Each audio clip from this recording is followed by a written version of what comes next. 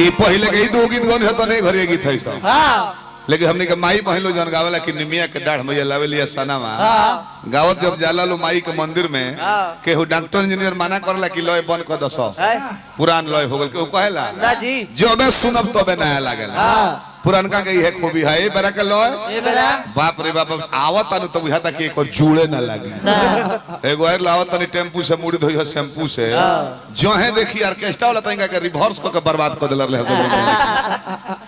जो है देखी महावीर खड़ा बाजत वाला कहां भूला गेल बे घर यूट्यूब पर सर्चो कोइला पर नहीं के बेटा जे होई पुदीना वाला एगो आइल हो कि सब जना के बेदीना बना देला से जितना गायक रोल आ तले दुकान एगो खेसारी के पानी वाला है वो बीसे गिरता है वो बीसे गिरता तले 5 सिंह फेर गा देले एगो दुकान आराम ना बोले बड़े होई कौन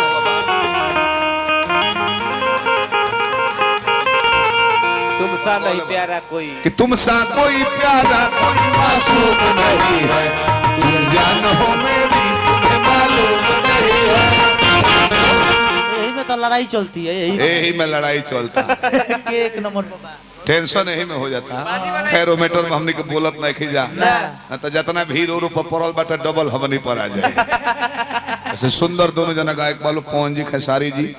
जितना जना बाड़े केहू के शिकायत नहीं करे के कैसे बड़ा माहौल अपने गरम बा वो गर्मी में तू घी डाल दे बिगड़ जाई